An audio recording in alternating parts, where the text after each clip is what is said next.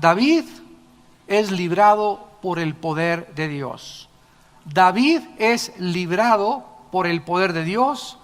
Es el tema que vamos a tratar en estos 11 versículos del primer libro de Samuel, capítulo 29. Y antes de que entremos a estudiar este capítulo, permítanme darles a ustedes algunos antecedentes para poder ubicarnos tanto en el contexto histórico como también en las verdades espirituales que el Espíritu Santo tiene para cada uno y a todos de nosotros. La mayor parte de los seres humanos, todos nosotros en general, vamos a atravesar en diferentes épocas de nuestra vida problemas, tribulaciones, sufrimientos, dificultades, adversidades, etcétera, etcétera. Y muchas veces estos problemas que vamos a enfrentar pueden llegar a convertirse en un momento crítico. O sea, problemas que tienen un grado tal de falta de esperanza, donde no vemos la luz, que pueden convertirse en hacernos sentir que estamos atrapados, que no hay salida. Por ejemplo, una esposa que descubra después de la luna de miel: Dios mío, Santa Virgen, José, María y todos los santos, ¿con quién me casé? Demasiado tarde. ¿Y ahora cómo me salgo de esto? ¿Alguno de ustedes que haya hecho algún negocio donde te das cuenta que fue un mal negocio, que vas a perder miles de pesos y que te sientes atrapado y sin salida? ¿Alguna muchacha por ahí que se vaya a hacer la prueba del embarazo y que se dé cuenta que está embarazada de un muchacho que realmente no es el que Dios había escogido para tu vida y que se siente atrapada sin salida, más que con dos opciones: la de abortar o la de tener al niño y tener que enfrentar el embarazo como una mujer soltera, ¿verdad? Una mujer no casada, con un problema gravísimo porque ella se adelantó y se comió la torta antes de tiempo. Así que tenemos nosotros diferentes problemas, diferentes tribulaciones a las que nos estamos enfrentando y que aparentemente no tienen salida alguna. El horizonte muchas veces, o los meses o las semanas que tenemos por delante, nos pueden parecer muy nublados, como con mucha borrasca. Vemos todo el cielo oscuro, no vemos una luz, no vemos absolutamente ninguna esperanza de poder escaparnos de nuestros problemas. Pero el maravilloso mensaje de la palabra de Dios es que no existe ninguna circunstancia, no existe ningún problema o dificultad lo suficientemente grande para el poder de Dios. No existe ningún problema en el que el Dios de todo el universo no pueda controlar y además convertir nuestros errores. La leche que echamos ahí al suelo, que derramamos en el suelo, la suciedad que dejamos embarrada por nuestras malas situaciones, por nuestras malas decisiones y las consecuencias que tenemos que enfrentar, no hay absolutamente ningún problema en el que Dios no lo pueda convertir para nuestro bien. Dice Romanos 8:28, porque todas las cosas, ¿cuántas cosas?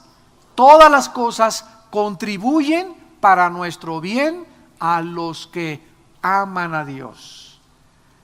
¿Cuál es el secreto? Mira, mijita, vienes ahorita a decirme que ya tienes tu pancita. Tu problema no es tu pancita, sino yo como pastor te voy a decir cómo está tu relación con Dios. Si tú me traes ahorita tu pancita y me dices que te metiste con un muchacho y tu problema es que estás embarazada, tu problema no es el embarazo, tu problema es cómo está tu relación con Dios. Tu problema en el negocio que te metiste no es la deuda en la que vas a afrontar, sino cómo está tu relación con Dios. ¿Por qué? Si esta muchacha embarazada, si este hombre con ese mal negocio, si esta pareja con ese mal matrimonio, tienen una relación adecuada con Dios, Dios los va a sacar de su problema. No es el problema lo que estamos enfrentando, sino nuestra relación con Dios. De ahí va a depender absolutamente todo. Todos estamos buscando cómo salir de esta deuda, cómo salir de este embarazo, y buscamos, desgraciadamente, soluciones equivocadas. La muchacha embarazada busca, ¿qué cosa? El aborto, solución fácil. El otro, pues voy a robar para pagar mis deudas. El otro, pues me divorcio y punto, y se acabó el problema. Siempre estamos buscando las soluciones equivocadas. Sin embargo, la Biblia nos aconseja que no actuemos sin una dirección sabia, sin un consejo prudente, porque si tú tomas una solución equivocada como la de abortar, ya agravaste tu problema y tu pecado ya lo hiciste 5 veces más grande. Si tú robas para salir de un problema, ya hiciste mucho más grande y vas a tener más consecuencias todavía, que hasta en la cárcel puedas acabar, o hasta con SIDA puedas acabar, o hasta casarte. Ok, te divorcias para salir de ese problema, de ese matrimonio, y si te divorciaste solamente sin haber tomado las precauciones y no haber seguido el consejo de Dios, te vas a casar por segunda vez y te va a ir peor que en Guatemala. Saliste de Guatemala, Guatepeor. Entonces Dios quiere que nosotros no actuemos de esta manera, que actuemos con sabiduría, que actuemos con tranquilidad, que sepamos que Él nos ama, pero lo primero que nos pregunta en esta tarde es: hijo, hija mía, ¿cuánto me amas? ¿Cuánto estás dispuesto a obedecerme y a hacer mi voluntad? Tú dime que quieres hacer mi voluntad, tú dime que me amas, tú dime que quieres someterte a mi palabra y a mis mandamientos, y déjame a mí, dice el Señor, arreglar tu vida, cambiar tu vida, convertir las cosas de tal manera que ahora las cosas que parecían que te iban a afrontar y que iban a enfrentarse como una amenaza, las voy a convertir en una bendición. Este es el maravilloso mensaje que tenemos en esta tarde y la lección práctica que vamos a aprender de los problemas de un hombre llamado David, que se metió en un embrollo tal donde dejó de huir del rey Saúl para irse a escapar y meterse con el ejército de los filisteos. Y creyó David que uniéndose a los filisteos, a los paganos, a los incircuncisos, podía él librarse del problema, de la amenaza, de la persecución del rey Saúl. Y nos damos cuenta que llegó tan grave el problema de David, que ahora el ejército filisteo en este capítulo está listo para atacar a Israel. Y entonces el rey Aquis le dice a David: David, te vas a venir conmigo de mi personal guardaespaldas. Y hasta atrás venía el rey Aquis, hasta adelante los generales, y David con sus 600 hombres alrededor del rey, protegiéndolo para ir a pelear contra su propio pueblo. ¿Se imaginan ustedes? De repente David se encuentra en la que él tiene que luchar del lado de los filisteos contra su propia nación, a la cual Dios lo había profetizado y ungido para que fuera el futuro rey de Israel. ¿Qué iba a hacer David? ¿Cómo podía David escaparse de esta situación y este embrollo en el que se había metido? Y este es el tema que vamos en esta tarde a desarrollar. En los primeros 2 versículos, la narración comienza, primer libro de Samuel, capítulo 29, con estas palabras: los filisteos juntaron todas sus fuerzas en Afec, e Israel acampó junto a la fuente que está en Jezreel. Y cuando los príncipes de los filisteos pasaban revista a sus compañías de a 100 y de a 1000 hombres, David y sus hombres iban en la retaguardia con Aquis. David había abandonado, como dijimos ya, la tierra prometida para irse a refugiar en compañía y encontrar seguridad con los filisteos. Él había fracasado en haber encontrado en Dios seguridad, dirección, paz y tranquilidad, porque no lo podemos, como dijimos anteriormente en otras conferencias, juzgar. Llevaba 7 años David de ser perseguido, de ser un fugitivo, de andar de salto de mata en salto de mata, oprimido con la responsabilidad de 600 hombres, más las familias y las mujeres y los niños de esos 600 hombres de su ejército, y él tener que estar descubriendo, inventando, maquinando la forma de poder suplir comida para más de 1000 personas, agua para más de 1000 personas, además esconderlos a todos, proteger a las mujeres.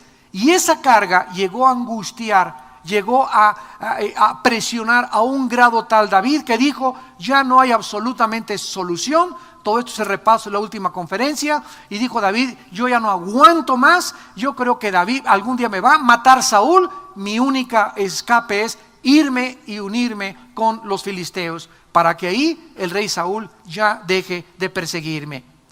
Por causa de haberse asociado con los filisteos, ahora David se encontraba en un problema muchísimo más grande. Y notamos que David, dice el versículo 2, y sus hombres iban en la retaguardia con Aquis. O sea, él iba fungiendo como el guardaespaldas del rey Aquis. En otras palabras, no tenía David absolutamente ninguna oportunidad de poder escaparse. O de poder decir, pues ahorita en medio de toda la batalla yo me voy a hacer el tonto como que peleo y me voy a ir a esconder atrás de una cueva o detrás de unas rocas. No podía hacer eso porque el rey Aquis le dice, vas a cabalgar junto a mí. No tenía humanamente David ninguna oportunidad de escaparse, de luchar contra su propio pueblo. Vamos a ver las primeras lecciones que podemos aprender de esto. Asociarnos con personas equivocadas siempre nos acarreará problemas muy serios que van a afectar nuestra vida personal, nuestra vida familiar y nuestra vida espiritual. Vamos a partir desde este punto para aprender en esta noche lo que Dios nos advierte en su palabra.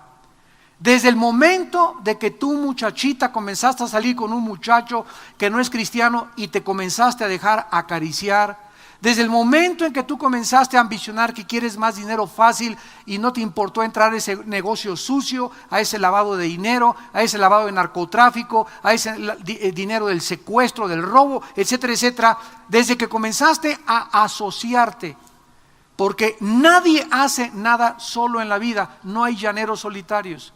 Si vas a robar con 2 o 3. Si tienes un amigo que no es cristiano filisteo, segurísimo que tiene 2 o 3 también con los que te juntas. Si tienes problemas de tu matrimonio y estás saliendo con personas no cristianas, las personas no cristianas van a comenzar a infectarte, van a comenzar a contaminarte. Esta asociación es el inicio de nuestros problemas futuros. Cualquier amistad o compañía equivocada que nosotros tengamos, tarde o temprano nos contaminará. Influirá negativamente en nuestra vida, porque si nos juntamos con mundanos, nos vamos a convertir en mundanos también. Si nos juntamos con personas inmorales y vas a comer con personas que pura suciedad hablan, con amigas que hablan solamente de sexo y de galanes, hombres que hablan solamente de mujeres, te vas a convertir también en una persona inmoral. Si te juntas con personas rebeldes, que están en contra de los papás, en contra del pastor, en contra de la autoridad, en contra de los maestros, te vas a volver rebelde. Si te juntas con personas amargadas, te vas a volver amargado. Si te juntas con personas incrédulos, vas a acabar cuestionando a Dios. En la primera carta a los Corintios, capítulo 15, versículo 33, el apóstol Pablo escribió estas palabras. Primera de Corintios 15, 33. No erréis, las malas conversaciones corrompen las buenas costumbres. Esta palabra costumbres, etos, en el griego es hábitos. Ve tú de qué forma el estar escuchando, escuchando a personas que están cerca de ti, hablándote. O que llegas a tu oficina y no podemos evitar en la oficina, ¿verdad? Enfrente de ti tienes un mormón, a tu izquierda un comunista, enfrente un ateo, atrás de ti un escéptico. No podemos evitar, ¿verdad? En la escuela también llegamos a la escuela y nos sentamos en el pupitre y tú estás rodeado de paganos y de filisteos, etcétera, etcétera. Pero es porque estás en tu escuela y porque estás en tu oficina. Pero si saliendo de tu escuela o tu oficina, tú sigues juntándote con esas personas y vas al cine con ellas, y aceptas tomar el café con una de ellas, y aceptas ir a la fiesta de ellos, y a las reuniones de ellos, etcétera, etcétera, van a contaminarte. Te van a hacer muchísimo daño y van a afectar tus hábitos. Las malas conversaciones, las pláticas y las palabras de la gente cambian el hábito y las costumbres de las personas. En otras palabras, tu hábito va a ser ya hablar con groserías. Tu hábito ya vas a comenzar a tomar como normal hablar de sexo y hablar de tonterías, y vas a acabar ahí en el Palacio de los Deportes en la exposición del sexo, viendo a todas las encueradas y todos los homosexuales y toda la degradación. Como Sodoma y como Gomorra, el mundo volverá a ser juzgado por Dios, porque nos encontramos exactamente en ese nivel donde la gente ya en la televisión, en el radio, en los comentarios hablan de todo esto como si fuera normal. En los periódicos, en las revistas salen reportajes de todo esto como si fuera algo absolutamente normal. Y las personas que protestan contra esto se les llama retrógradas, nos llaman anticuados, nos llaman personas moralistas, etcétera, etcétera, porque el mundo no acepta que alguien venga a cambiarles y a moldear de otra forma su moral, su forma de ver la vida y su perspectiva. Y la Biblia nos manda en Romanos 12:2 a hacer lo contrario. No os conforméis a este mundo. Esa palabra significa: no permitan que el mundo moldee tu manera de vivir, tus hábitos, tus costumbres, sino transfórmense por medio de la renovación del entendimiento. En lugar de cada día pensar más como el mundo y hacerte más como el mundo, y dejar que el mundo moldee tu vida y tu carácter y tu moral y tu cultura y tus diversiones, en lugar de eso tenemos que irnos espiritualmente alejándonos más y más y más. Y la única forma de alejarnos de ese imán, porque es un imán poderosísimo el mundo, es transformar mi mente y cambiar mi manera de pensar con la Biblia. Y mientras más paso en la Biblia, mientras más paso tiempo con cristianos, con cristianas, oyendo la palabra en el coche, en el banco, etcétera, etcétera, más me alejo de la fuerza que me quiere jalar a hacerme pensar como los demás. En Éxodo, el libro de Éxodo capítulo 34, versículo 12, Dios le dijo a su pueblo: guárdate de hacer alianza con los moradores de la tierra. Cuidado con juntarte o hacer un yugo desigual con los moradores de la tierra, donde has de entrar, para que no sean tropezadero en medio de ti. Tenemos que entender esto, amados santos de Dios. Somos un tesoro especial de Dios. Somos una nación santa y un pueblo que nos hemos sido llamados a ser diferentes. ¿Qué significa la palabra santo? La palabra santo significa diferente, separado, apartado. Entonces Dios nos llama para que nosotros no nos vayamos a un convento, no nos vayamos a un monasterio y nos aislemos físicamente del mundo, sino que estemos en el mundo y en el mundo ser guardados de la contaminación. Sí se puede, sí se puede, sí se puede, porque todo lo podemos en Cristo que nos fortalece.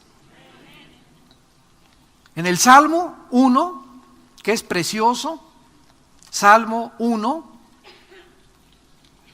así comienza el Tehilim, o sea, los salmos en el hebreo, Tehilim, dice: bienaventurado el varón que no anduvo en consejo de malos, ni estuvo en camino de pecadores, ni en silla de escarnecedores se ha sentado. Vean ustedes el proceso. Primero comienzas andando, después te quedas con ellos y después te sientas con ellos a escuchar todo lo que el mundo dice. Y en lugar de andar con pecadores, sentarme con pecadores y andar en sus cosas y reírme de sus chistes y aceptar su conversación, en lugar de eso, en la ley de Jehová está mi delicia. Y en ella medita de día y noche, porque será como árbol plantado junto a corrientes de agua, que da su fruto a su tiempo, y todo lo que hace prosperará. ¿Qué pasa cuando tú te juntas con amistades negativas, cuando haces alianzas con personas negativas, cuando tus amigos íntimos son personas negativas? Te comienzan a pudrir, como la fruta, se comienza a pudrir la fruta. Y en lugar de que comencemos cada día a estar más putrefactos, ya a los 6 meses ya hueles mal. Ya a los 6 meses estás marchita, a los 6 meses estás marchito, seco, ya te das cuenta que no tienes fuerza espiritual, que ya otra vez regresaste a la vida de antes de la que Jesucristo te sacó pagando su sangre por ella en la cruz. Y al contrario de eso, si tú no haces eso, siempre estarás fresca, te van a decir la lechuguita. Vas a estar fresco, cantando, una mente limpia, una mente pura, dando fruto siempre, bendiciendo a las personas, viviendo siempre con esperanza, con seguridad, al contrario de vivir en una vida de tinieblas, de putrefacción y de inmoralidad. Y nosotros tenemos que escoger esto.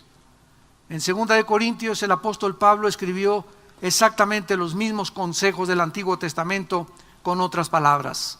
Dice 2 Corintios 6, versículos 14 y 15. No os unáis en yugo desigual con los incrédulos, porque ¿qué compañerismo tiene la justicia con la injusticia? ¿Y qué comunión la luz con las tinieblas? Esta palabra yugo viene del campo, de cuando los bueyes aran la tierra. Cuando va un buey arando la tierra, ¿qué le ponen al otro buey? Les ponen una cosa como de madera aquí en el cuello y atan al otro y están juntos y no puede, porque si este se va para acá, el otro se viene para acá y a donde quiera que van juntos. Esto se llama un yugo. O sea, no podemos evitar como Cristo. Cristo lo criticaron porque frecuentaba a la amiga, los pecadores y a las prostitutas de los publicanos, pero no se juntaba con ellos para jugar dominó. Cristo no se juntaba con las prostitutas para que lo invitaran a la zona roja. Cristo no se juntaba con los pecadores para participar de ellos, se juntaba con ellos para sacarlos de ahí, iba por ellos para jalarlos de ahí. Pero si tú te juntas con pecadores y ellos te jalan a ti, dice en Jeremías, tú influye en ellos y que ellos no influyan en ti. Entonces, ¿quién va a ganar? ¿Quién va a ejercer mucho mayor influencia en tu vida? ¿Ellos o tú como cristiano? Si salimos con una persona que no es cristiana es para ganarla para Cristo. Y si ella te dice, ¿sabes qué? Siempre que salgo contigo me hablas de tu Dios, ¿qué te está diciendo Dios? Bye bye, see you later, alligator. Hasta ahí muere, o sea, ok, no hay ningún problema. Significa que tú no eres la llave para esa persona, deja de ver a esa persona. Pero si esa persona va a salir contigo para que ella te hable y te cuente y lleva media hora hablándote inmoralidades, dinero, tranzas, etcétera, etcétera, y tú vas escuche y no lo callas, oye, ¿sabes una cosa? No quiero oír eso, eso te va a influir a ti, te va a corromper, te va a pudrir, te va a echar a perder, porque la fe es por el oír y el oír por la palabra de Dios. Y ya sea la palabra de Dios nos da fe para el reino de la luz, o lo que oyes te da fe y vas a creer lo que tus amigos te están contando. Ese es el problema cuando nosotros vemos los noticieros de televisión. Estamos oyendo malas noticias, malas noticias, malas noticias, y llegamos, la fe es por el oír y el oír por la palabra de Dios. Entonces estamos escuchando, la fe es por el oír y el oír por la televisión. Lo que oyes en la televisión crea en ti convicción y te convences que lo que dice la televisión es verdad, que lo que dice el gobierno, lo que dice esa persona, lo que dice ese artista es verdad. Tú te convences porque la televisión tiene ese efecto de lavar el cerebro, para bien o para mal. Hoy la televisión cristiana, hoy los mensajes cristianos te edifican para levantar tu corazón. Regresamos a 1 de Samuel. Y este fue el problema número 1 en que se metió David, su asociación con los filisteos. Miren a dónde lo llevó. Versículos del 3 al 5. Y entonces los príncipes de los filisteos, o sea, los generales, los más importantes militares del rey Aquis, dijeron, ¿qué hacen aquí estos hebreos? Y Aquis respondió a los príncipes, o sea, a sus generales, ¿no es este David, el siervo de Saúl, rey de Israel, que ha estado conmigo por días y años, y no he hallado falta en él desde el día que se pasó de mí hasta hoy? Entonces los príncipes de los filisteos se enojaron contra él, o sea, contra el rey, y le dijeron: despide a este hombre para que se vuelva al lugar que le señalaste y no venga con nosotros a la batalla. No sea que en la batalla se nos vuelva enemigo, porque ¿con qué cosa volvería mejor a la gracia de su Señor que con las cabezas de estos hombres? Vemos nosotros que mientras iban avanzando hacia la batalla, en unidades de cientos y de divisiones de miles de hombres, David iba, repito, en la retaguardia con el rey Aquis, y entonces los generales voltearon y se sorprendieron que el rey se haya hecho rodear de David, que era israelita, cuando ellos sabían que iban a pelear contra la nación de Israel. Se sorprendieron y se voltearon sorprendidos y comenzaron a cuestionar al rey de por qué permitía que David los acompañara a la batalla. El rey Aquis les aseguró: miren, ¿saben qué? Yo confío en él, David ya tiene años sirviéndome, me ha sido leal, no he visto ningún problema. Pero estos generales se enojaron aún más, y vean las razones, las 3 razones que le dieron al rey para que regresara a David y no formara David parte de esta batalla contra Israel. En primer lugar, dice el versículo 4, le dijeron: despide a este hombre para que se vuelva al lugar que le señalaste y no venga con nosotros, no sea que en la batalla se nos vuelva enemigo. La primera razón que le dicen al rey es: ¿sabes una cosa, rey?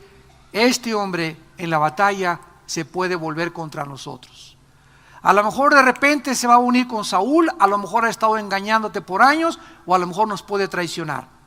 En segundo lugar, le dicen al rey: no sea que en la batalla se nos vuelva enemigo, porque ¿con qué cosa volvería mejor a la gracia de su Señor que con las cabezas de estos hombres? O sea que David podía usar la batalla como una oportunidad para ganarse el favor del rey Saúl al unirse con Israel. Si en el momento cuando estaba más enfrascada el ardor de la batalla, David se unía de repente al rey Saúl, entonces Saúl iba a perdonar a David y le iba a decir: Dios mío, ahora sí sé que no eres un traidor porque te vienes a pelear con nosotros. Los generales estaban cuestionando que estas cosas podían suceder. Y en tercer lugar, dice la Biblia en el versículo 5, ¿no es este David, dijeron los generales, de quien cantaban en las danzas diciendo: Saúl hirió a sus 1000 y David a sus 10,000? O sea, rey, decían los generales, este muchacho que traes contigo es famoso en Israel, es un héroe en Israel. Si hasta le compusieron una canción, ¿cómo puede de la noche a la mañana este héroe, este hombre que es reconocido hasta por los soldados de nuestros enemigos, cómo puede decir que está peleando detrás de nosotros o está acompañándonos, cuando hasta una canción existe en el ejército enemigo acerca de él cuando venció a Goliat? Y después de todas estas cosas en las que los generales estaban enojadísimos, nos podemos preguntar en este instante: ¿quién puso en los generales cuestionar al rey Aquis? ¿No vemos acaso nosotros detrás de todo esto la providencia divina, actuando para salvar a su siervo? Donde muchas veces Dios usa hasta los propios enemigos de nuestra vida para nuestro bien, y hace que con muchas decisiones que ellos tomen a nosotros nos benefician. ¿Acaso cuando Hitler mandó matar a 6 millones de judíos, 1943 al 45, en los campos de concentración en Alemania, acaso no fue este evento, la masacre contra los judíos, lo que hizo que en 1946 y 47, al terminar la guerra, la Liga de las Naciones votara para que regresaran a su tierra? Gracias a la masacre que tuvieron que enfrentar el mundo y darse cuenta que si a Hitler no lo hubieran detenido, el nazismo hubiera conquistado Europa y el mundo entero.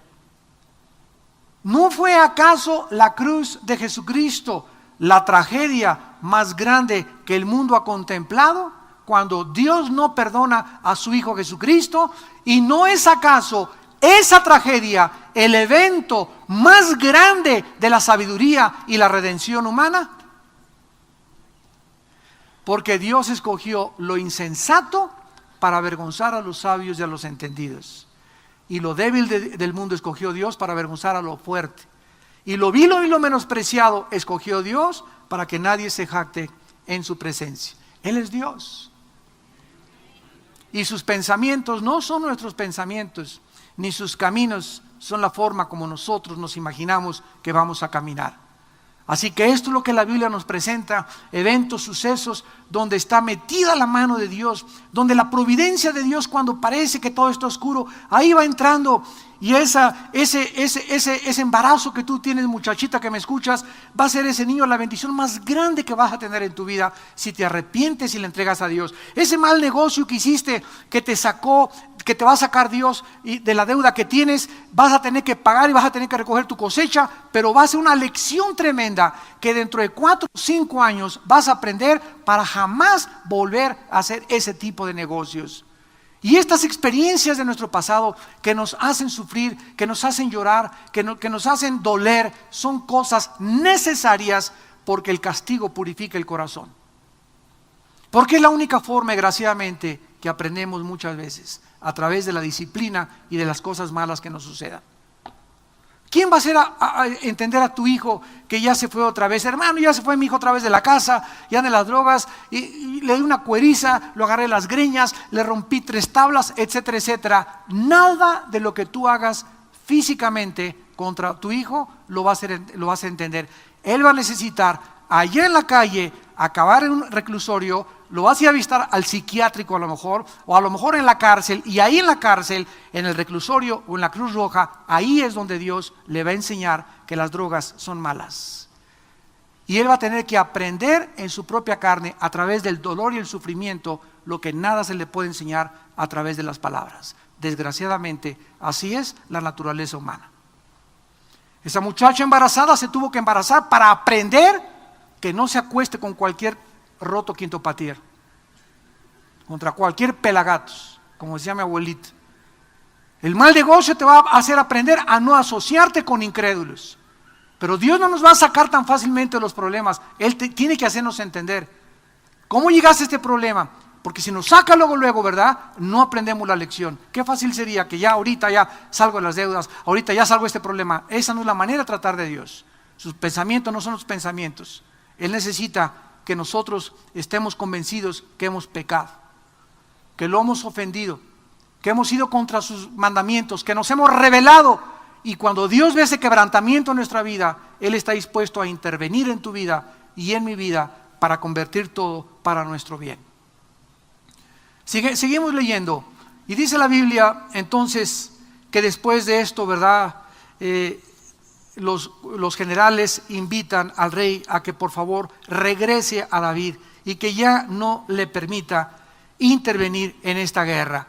En el versículo 6 al versículo 7, entonces Aquis llamó a David y le dijo: vive Jehová, que tú has sido recto y que me ha parecido bien tu salida y tu entrada en el campamento conmigo, y que ninguna cosa mala te he hallado en ti desde el día que viniste a mí hasta hoy. Mas a los ojos de los príncipes, o sea, la palabra príncipes, acuérdense, son generales o son los principales militares. A los ojos de los príncipes no agradas. Vuélvete pues y vete en paz, para no desagradar a los príncipes de los filisteos. Después de escuchar los argumentos de sus generales, el rey Aquis estuvo de acuerdo en que David fuera regresado a la ciudad que le habían asignado. ¿Se acuerdan cómo se llamaba la ciudad que le había asignado el rey Aquis? La ciudad de Siclag. En 1 Samuel 27, el 9 al 12, Dios le dio a David la sabiduría para no vivir en la capital de los filisteos, sino en una ciudad retirada donde él podía actuar a favor del pueblo de Israel debajo del cuidado y la supervisión del rey Aquis. El rey Aquis no quería perder a David. Estaba contento. En muchos años él había llevado muchos botines y había peleado de los filisteos y se había beneficiado grandemente con las conquistas de David. Por estas razones el rey Aquis procedió con mucho tacto y le agradeció por sus servicios, informándole la decisión de los generales. David, discúlpame, pero yo no te puedo ir a la guerra, aunque yo soy el rey y puedo decirles, pues se impone mi voluntad. ellos no van a confiar en ti y no quiero ir a la guerra con todos mis generales desconfiando en contra de ti. Sin embargo, David objetó la decisión del rey. Esto es sorprendente, versículo 8. David respondió a Aquis: ¿qué he hecho? En lugar que dijera, bueno, ahí nos hemos hecho la raya, ¿verdad?, de la que me he salvado. Vean ustedes a David: ¿qué he hecho? ¿Qué has hallado en tu siervo desde el día que estoy contigo hasta hoy, para que yo no vaya y pelee contra los enemigos de mi señor el rey? Le preguntó al rey por qué sus generales sospechaban de él. Oye, ¿qué motivo tienen de cuestionarme si yo te he sido fiel durante tantos años? ¿Qué quiso David decir al dirigirse de esta manera al rey Aquis? Se refería, vean ustedes lo que dice al final: para que pelee contra los enemigos de mi señor el rey. ¿Se refería al decir David mi señor el rey al rey Aquis, o al rey Saúl, o al supremo rey del universo? Noten ustedes la ambigüedad de la objeción de David al no nombrar quién era realmente su enemigo y no identificando quién era su señor el rey. Lo dejó como quien dice, ¿verdad?, en un lenguaje ambiguo, en lenguaje subjetivo, donde no se podía realmente entender el rey Aquis. Desde lo que ni por aquí le pasó que estuviera hablando de otra persona. En el versículo 9 y 10, sintiendo la tensión en las palabras de David, el rey Aquis vindica el servicio de David con los filisteos y le responde: yo sé que tú eres bueno ante mis ojos.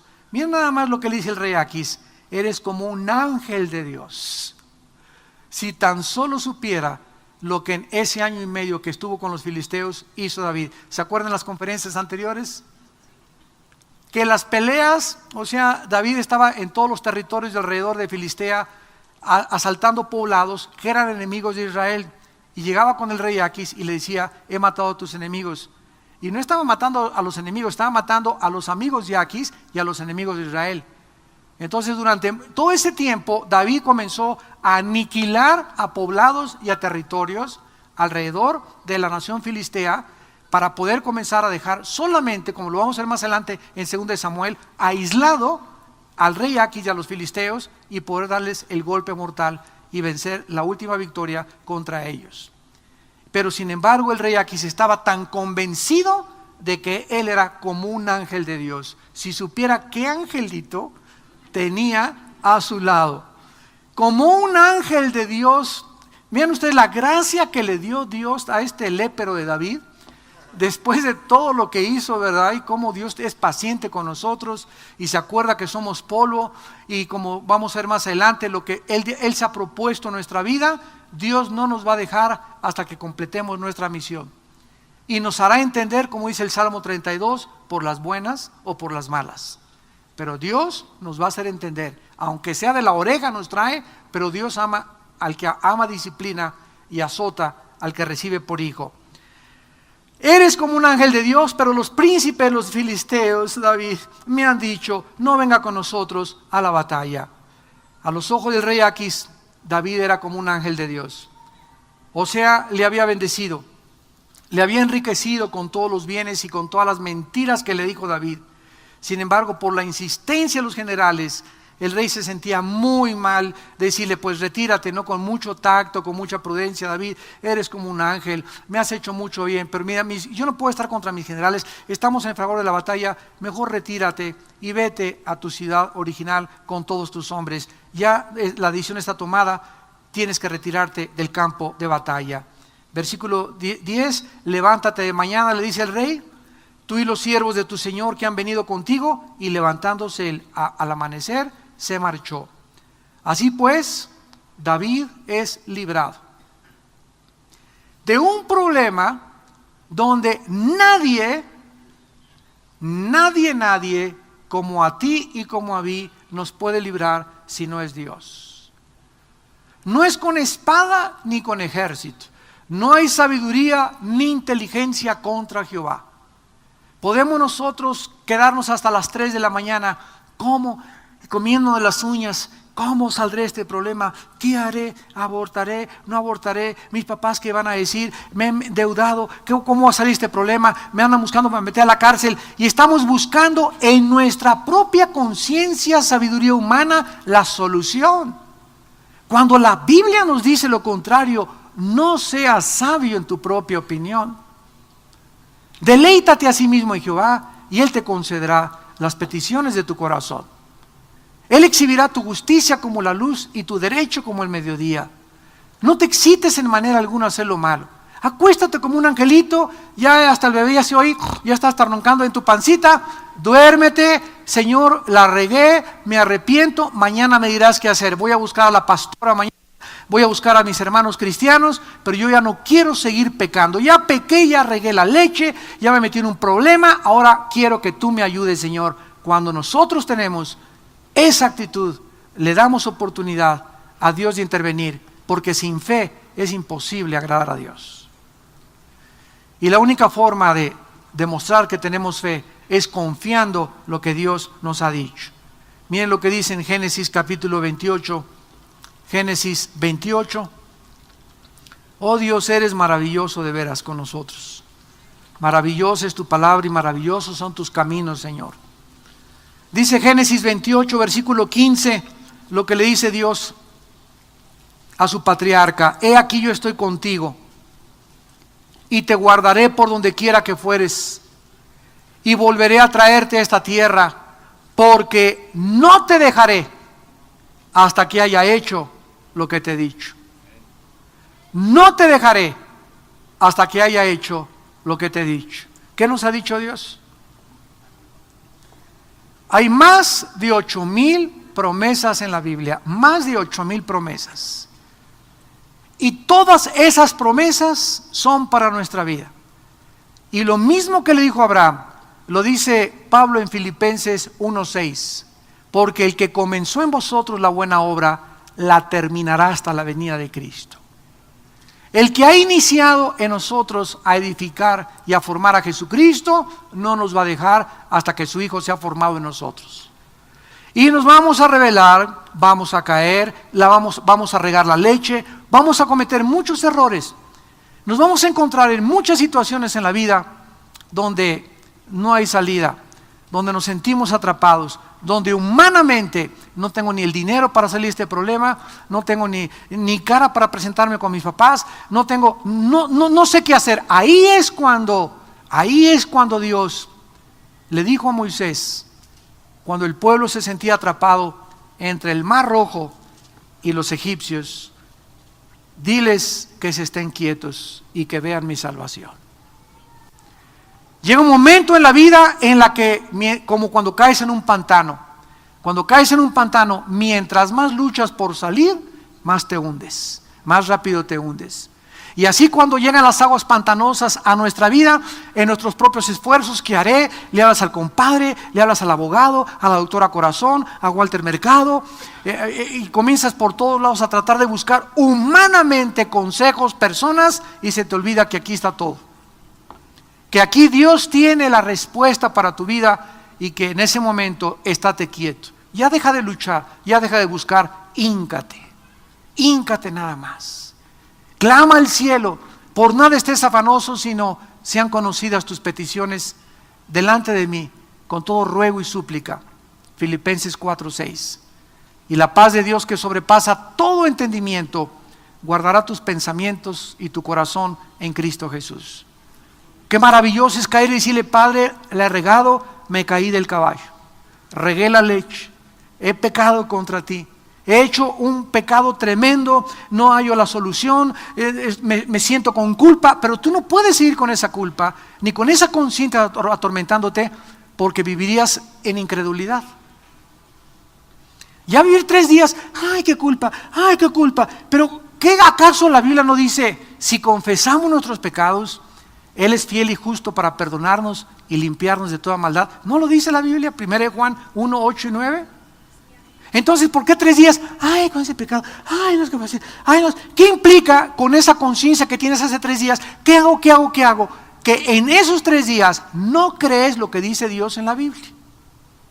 Y prefieres vivir atormentada, prefieres vivir con culpa, prefieres vivir con vergüenza que confiar en las manos de Dios.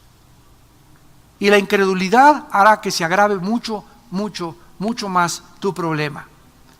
Dice del Salmo capítulo 91, Salmo 91, versículo 12, en las manos te llevará para que tu pie no tropiece en piedra. Dice el versículo 1 y 2, el que habita al abrigo del Altísimo morará bajo la sombra del Omnipotente. Escuchen, la palabra habitar, yashav, significa acampar o hacer campamento. La palabra abrigo, seter, en el hebreo significa lugar secreto. A ver, el que acampa, el que está cerca de la presencia de Dios, en el secreto de Dios, morará, o sea, permanecerá bajo la sombra, bajo su cuidado y bajo su protección. Hace rato les compartía yo a los pastores que ahora que lleguemos a 2 de Samuel en el capítulo 1, ya le traen las noticias a David de que Saúl murió en el campo de batalla con Jonatán. ¿Por qué murió Jonatán? Porque él era el heredero del trono. Y si hubiera quedado vivo Jonatán, no podía David ser rey. Así que tenía que morir porque toda la dinastía de Saúl, Dios había prometido que iba a desaparecer. Entonces David, lo vamos a ver cuando lleguemos a 2 de Samuel capítulo 1, David en una manifestación de un corazón tan limpio y tan prudente, en lugar de que ese enemigo que lo persiguió 7 años, que lo quería matar, que te quería asesinar, tú te gozaras que le dijeran, pues le cortaron la cabeza o se fue a la barranca y en una carretera la persona que te odiaba y tú, ay, gloria a Dios, voy a descansar. David se pone a llorar por Saúl y se pone a lamentar y le compone César una canción. En el capítulo 1 del 2 le compone un canto a Saúl. Y en una de las estrofas, es un canto de 5 estrofas, y en una de las estrofas dice David lo siguiente: es que Saúl entró a la batalla y su escudo no estaba ungido. O sea, cuando Saúl entró al campo de batalla y lo mataron, no llevaba la protección de Dios. Dios ha dicho que Él es nuestro escudo. Y si Él es nuestro escudo, dice la Biblia, mandará a sus ángeles a que tu pie no tropiece en piedra. Dice el Salmo 91, te librará del lazo del cazador. Versículo 3, de la peste destructora, con sus plumas te cubrirá, escudo y adarga es su verdad.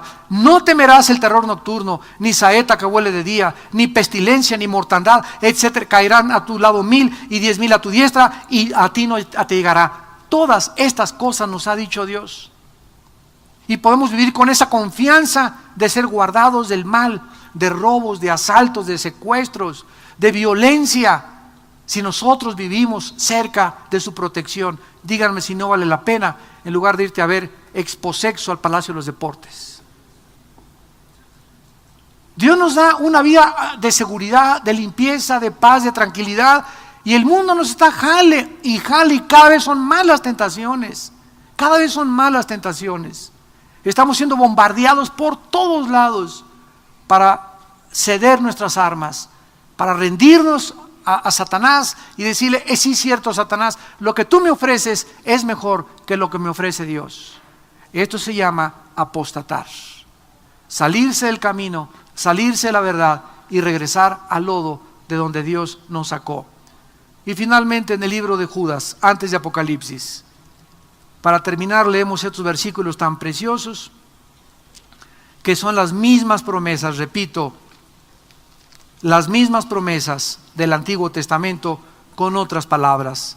Dice Judas, versículo 24 y 25: y aquel que es poderoso para guardarlos sin caída y presentarlos sin mancha delante de su gloria con gran alegría, al único y sabio Dios, nuestro Salvador, sea gloria y majestad, imperio y potencia, ahora y por todos los siglos. Aquel que es poderoso para guardarnos, que no nos caigamos del caballo, porque somos guardados por el poder de Dios mediante la fe. Y dejamos de ejercer la fe y nos caemos del caballo. Pero aun cuando nos caemos del caballo, como se cayó David, él escribió más tarde en el Salmo 37, cuando el justo cayere, no quedará tirado, porque Jehová sostiene su mano. Qué grande es esta canción, grande es, oh Señor, tu fidelidad. Oremos.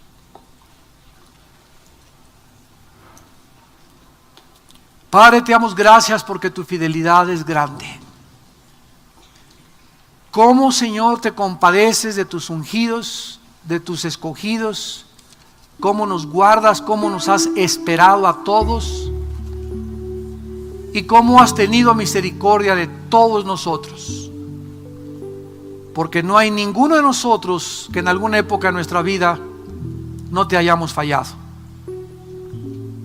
Gracias, Señor, porque tú te compadeces y grandes son tus misericordias, para que podamos exclamar: oh alma mía, alaba a Jehová, y no te olvides de ninguna de sus misericordias. Él es quien rescata tu vida del hoyo, el que te corona de favores y misericordias, aunque tal vez tú no lo has notado. Él es Dios, que no escatimó a su Hijo, sino que lo entregó por todos y cada uno de nosotros, para que ya no vivamos para nosotros, sino para aquel que murió y resucitó de entre los muertos, Jesucristo, el Rey de Reyes y Señor de Señores. Gracias porque tus pensamientos, tus planes, tu propósito para con nosotros son de paz, de tranquilidad, de seguridad, de esperanza, para darnos la esperanza y el futuro que anhelamos. Porque si no escatimaste a tu Hijo, ¿cómo no nos darás todas las cosas? Y si tú eres con nosotros, ¿quién contra nosotros? Además que ni siquiera la enfermedad, ni la pobreza, ni la persecución, ni la desnudez, ni lo invisible, ni lo visible, ni los ángeles, ni los demonios, nada, nunca jamás nos podrá separar del amor de Dios que es en Cristo Jesús, Señor nuestro. Oh Dios, te amamos, te adoramos, te bendecimos con todas las fuerzas de nuestra alma, porque tú eres el que nos libras con tu poder cuando hemos llegado nosotros al final de nuestras fuerzas. En esta tarde, tal vez ustedes también que nos ven por la televisión, hay algunos que han llegado o piensan que han llegado al final de su vida. Tal vez te encuentras en un problema, en alguna tribulación, donde crees, de acuerdo a tu imaginación y a tus pensamientos, que ya no hay solución, que te has metido en un problema tan grave que no hayas cómo salir. ¿Cuál es el mensaje de Dios para tu vida? No tomes una decisión equivocada. No actúes impulsivamente. No trates mucho menos de quitarte la vida. Dios puede intervenir con su mano poderosa en tu vida. Dios puede hacer lo inimaginable en tu vida si tú le entregas tu corazón y te arrepientes de tu problema, que es el pecado el que te ha hecho caer en eso, porque es el pecado el que siempre nos hará sufrir. Es el alejarnos de Dios, el aislarnos de Dios, el regresar al mundo, lo que nos hace vivir tan infelices, tan vacíos, con una conciencia que nos atormenta y nos culpa, con una conciencia que no nos deja ni siquiera dormir. Vuélvete a Dios en este momento en que Él te está hablando. Entrégale tu corazón a Jesucristo. Si eres cristiano, pídele perdón y vuélvete otra vez a tomar de su mano. Ya no tengas esas compañías, ya no salgas con esas amistades, ya no tengas esas amigas, esos amigos. Te están haciendo mucho daño a ti y a tu familia. Déjalos. Obedece a Dios, créele a Dios, y por ello te vendrá paz y gozo y alegría tendrás en tu corazón. Pero si hay alguna persona que aún no tiene a Jesucristo en esta tarde y que lo quieres invitar a tu vida, ahí desde tu lugar, dile estas palabras: Señor, en esta tarde he escuchado que eres un Dios todopoderoso y que no hay ningún problema lo suficientemente grande que tú no puedas solucionar. Confieso que he llegado a mi vida a un momento donde sé que te necesito, donde sé que solo tú puedes cambiar mis circunstancias y solo tú puedes cambiar mi manera de vivir. Te pido, Señor, que me perdones de mis pecados. Reconozco que te he ofendido con mi vida. Creo que en la cruz tu santo Hijo Jesucristo pagó con su sangre por mis pecados. Y te pido, Señor Jesús, porque creo que a los 3 días resucitaste entre los muertos, que entres a mi corazón en este instante como mi Señor y mi Salvador. En el nombre de Jesús, gracias porque salgo en este momento teniéndote a ti en mi vida, con esa paz que solamente tú me puedes dar, de saber que me has perdonado y que vas a cambiar mis circunstancias por amor a tu Hijo, que dio su vida por mí, para que yo ya no viva para mí, sino que ahora te entrego mi vida, Señor, para vivir para ti, en el nombre de Jesús. Amén.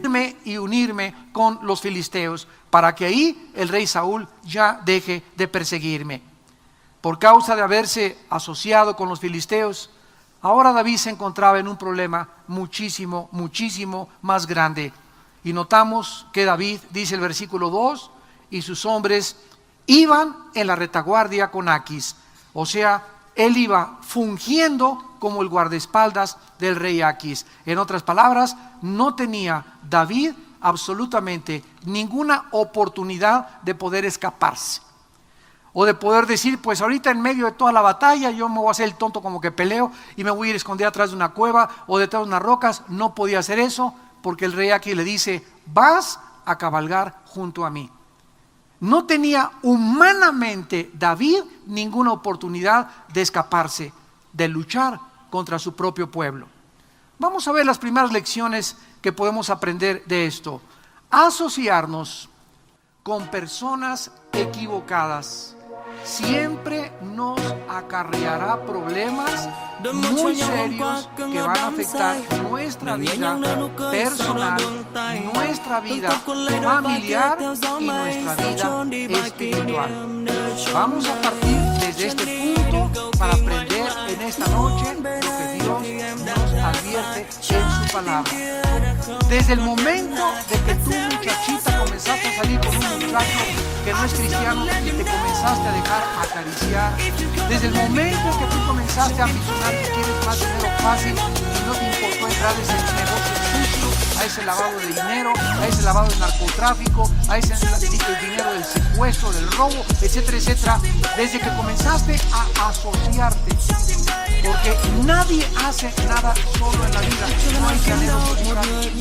Si vas a robar con 2 o 3. Si tienes un amigo que no es cristiano filisteo, segurísimo que tiene 2 o 3 también con los que te juntas. Si tienes problemas de tu matrimonio y estás saliendo con personas no cristianas, las personas no cristianas van a comenzar a infectarte, van a comenzar a contaminarte. Esta asociación es el inicio de nuestros problemas futuros. Cualquier amistad o compañía equivocada que nosotros tengamos, tarde o temprano nos contaminará, influirá negativamente en nuestra vida, porque si nos juntamos con mundanos, nos vamos a convertir en mundanos también.